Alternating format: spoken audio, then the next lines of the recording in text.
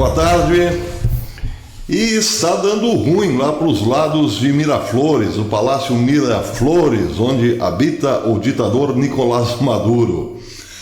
No dia 29 de junho, há poucos dias atrás, o governo de Nicolás Maduro emitiu uma nota dizendo que a embaixadora da União Europeia na Venezuela era persona non grata. E no dia 30 deu 72 horas para a mesma zarpar, deixar o país, sair corrida, como saiu corrido aqui o nosso querido Weintraub. Acontece que hoje pela manhã, a primeira boa notícia do dia, dando conta de que o Tribunal Superior da Inglaterra havia reconhecido Guaidó como o guardião de 30 toneladas de ouro venezuelana depositada em banco inglês, e Maduro já mudou a história. A matéria saída agora na Infobae dá conta de que o regime de Nicolás Maduro reverteu, ou melhor, cancelou a expulsão da embaixadora da União Europeia em Caracas, Isabel Brilhante, que tinha um prazo de 72 horas para deixar o país. Disse em nota no Twitter o ministro das Relações Exteriores da Venezuela, Jorge Arreaza: a República Bolivariana da Venezuela e o Serviço de Ação Estrangeira da União Europeia informam em comunicado conjunto sua decisão de manter o quadro de relações diplomáticas, cooperação e diálogo político. No texto, o chavismo e o bloco afirmam que o governo venezuelano decidiu rescindir a decisão tomada em 29 de junho de 2020, através do qual a embaixadora Isabel Brilhante Pedrosa, chefe da delegação da União Europeia em Caracas, foi declarada persona non grata. Aperte, estrangule, feche a torneira do dinheiro e as coisas mudam. Era, na verdade, a intenção de Donald Trump. Acontece que o embargo econômico baixado sobre a Venezuela era de longo alcance, ou melhor, de longa duração. Já agora, passados mais de um ano deste embargo, as coisas realmente começam a dar sinais de que Maduro precisa desesperadamente de plata, de grana, arame, bufunfa, cascalho. E aí, o ourinho lá depositado num banco inglês, bem que viria a calhar. Pois é, começou a dar errado, a dar ruim para Maduro. Agora, interessante, não? Comunista não gosta muito de deixar dinheiro em país comunista. Esse dinheiro, por exemplo, não estava num banco cubano. Por que será? Nem num banco norte-coreano. Por que será? Nem tampouco na China. Por que será? Pois é, comunismo, negócios à parte. Bem, a decisão da Inglaterra pode fazer com que a falta deste recurso decrete finalmente o fim do governo, não pelas boas, a menos que Maduro coloque a viola no saco, que parece não ser o caso. Mas se isso incomodar a Rússia, que também precisa de dinheiro e é credora monstruosa da Venezuela, e se isso mais ainda incomodar as Forças Armadas, que daqui a pouco começarão, os altos escalões começarão a sentir no bolso o problema, pode ser que o déspota realmente caia. Agora, o interessante dessa história é que mais 4 navios, mais 4 grandes petroleiros ou navios-tanques do Irã já partiram em direção à Venezuela. Eles carregam supostamente em torno de 34, 35 milhões de litros de gasolina. E os Estados Unidos já estão de olho nessa nova remessa. O secretário do Tesouro, Steve Mnuchin, disse hoje que este navio tem que ser, esses navios, esse esse carregamento de gasolina não deve chegar à Venezuela. As alegações de sempre dizem que está envolvido na negociação a Guarda Revolucionária Iraniana, considerada grupo terrorista. Bem, os Estados Unidos poderiam ter bloqueado os primeiros 5, não o fizeram por uma questão diplomática, entrariam em choque com a Rússia. Chegará um momento em que essa questão também tem que ser resolvida. Se os 4 navios chegarem à Venezuela, darão sim uma sobrevida a esse governo. Se passarem novamente pelo bloqueio, vamos dizer assim, ineficiente dos Estados Unidos, isso pode acarretar mais críticas a Donald Trump, como aconteceu da primeira vez.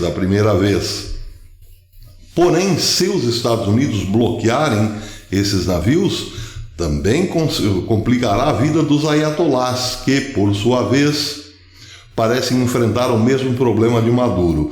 Interessante, no Irã, antes de ontem, melhor dizendo, uma segunda forte explosão acontecida num centro médico, num hospital. O governo iraniano disse tratar-se de vazamento de gás. Foi a segunda vez em pouco menos de uma semana que houve 2 fortes explosões perto de Teherã e a alegação a mesma, vazamento de gás. Um amigo, inclusive, do Twitter perguntou, mas que tanto vaza gás no Irã? Pode acontecer 2 coisas. Pode acontecer mesmo que as tubulações de gás do Irã estejam realmente sucateadas, houve terremotos na região, pode ser que haja sim uma série de problemas estruturais nesse momento, cujo governo não pode fazer muito por falta de grana, mas pode ser também que grupos insatisfeitos, dissidentes do regime, já estejam operando no Irã, com a ajuda, claro, do Mossad, do Serviço de Inteligência norte-americano e do Iraque. Tudo isso é possível. Só está descartado já de plano ataques exteriores por parte do Iraque, de Israel, seja lá de quem for. As coisas estão complicando um pouquinho, sim, para o eixo do mal. E isso é uma boa notícia.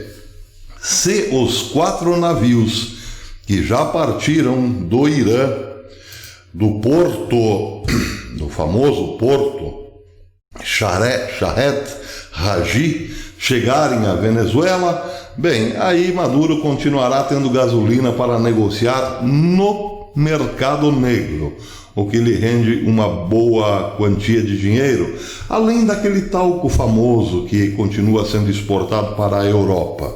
E assim ele vai se mantendo por mais um tempo. Se for bloqueado, certamente em breve teremos um Maduro de bico bem aberto. E Guaidó, claro, esfregando as mãozinhas, porque agora está com tudo e não está prosa. Quer dizer, está com o ouro e não está prosa. A questão é saber o que fará com esse ouro. Eu já dei minha sugestão de manhã. Bem, agora a outra notícia, só que antes temos que fazer uma pequena baldeação. Baldeação realizada com sucesso. Um amigo perguntou hoje aqui nos comentários: que história é essa de baldeação, professor? Explica isso. O nome é um tanto quanto inapropriado. Minha câmera Canon grava apenas 12 minutos, pouquinho menos de 12 minutos. Depois eu preciso interromper a gravação para começá-la outra vez. Então é mais ou menos isso. Essa seria a baldeação. Eu dou fecho a gravação de um vídeo para ter mais 12 minutos inteiros num segundo. Posso gravar até 2, 3 horas enquanto durar a bateria, mas parando de 12 em 12 minutos. Muito bem, outra notícia interessante para quem está acompanhando a relação Índia-China. Vejam como funciona um bloqueio. Aqui certamente todo mundo conhece o aplicativo TikTok, que é da China, que é do Partido Comunista Chinês. Quer dizer, para todos os efeitos, pertence à empresa ByteDance, ou ByteDance. de tecnologia chinesa, uma empresa chinesa, mas como toda empresa chinesa tem o Partido Comunista como sócia, então, claro, isso atinge diretamente ao Partido Comunista Chinês. O que atinge? O bloqueio. A Índia, nessa semana, cancelou, proibiu o uso desse aplicativo no país. E nem precisava, porque os indianos estão boicotando produtos e tecnologia chinesa espontaneamente. Agora vejam que interessante, o mercado da Índia é quase tão grande quanto o chinês. A notícia que a agência F deu há pouco é a seguinte: a tecnologia chinesa ByteDance, desenvolvedora do popular aplicativo de vídeo TikTok, pode perder mais de 6 bilhões após ser vetada pelo governo indiano no contexto da crise entre Pequim e Nova Delhi.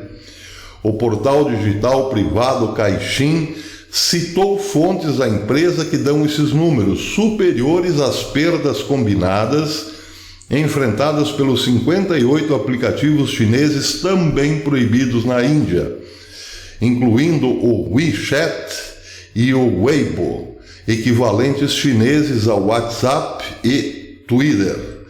A Índia foi o principal mercado internacional do TikTok, o bem-sucedido aplicativo chinês adequado para jovens, que permite que os usuários enviem e compartilhem vídeos curtos, com mais de 120 milhões de usuários no gigante do Sudeste Asiático.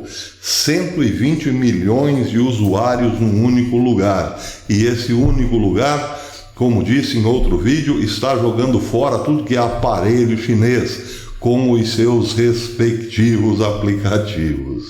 O sujeito está passeando ali por aquelas ruas complicadas, aquelas vielas cheias de pessoas e vacas de Nova Delhi, por exemplo, e daqui a pouco recebe uma chuvarada de smartphones. Essa é a Índia. E a China também sentirá, aos pouquitos, sentirá. São notícias na base do aproximações sucessivas, mas são boas notícias sim. Ou você não gostou? Eu gostei. Quem dera todos fizéssemos o mesmo que a Índia, boicotar produtos advindos da escravidão, do trabalho escravo, do despotismo, etc. Oh, que bom se acontecesse em todos os países que estão hoje na mão da China. Até depois.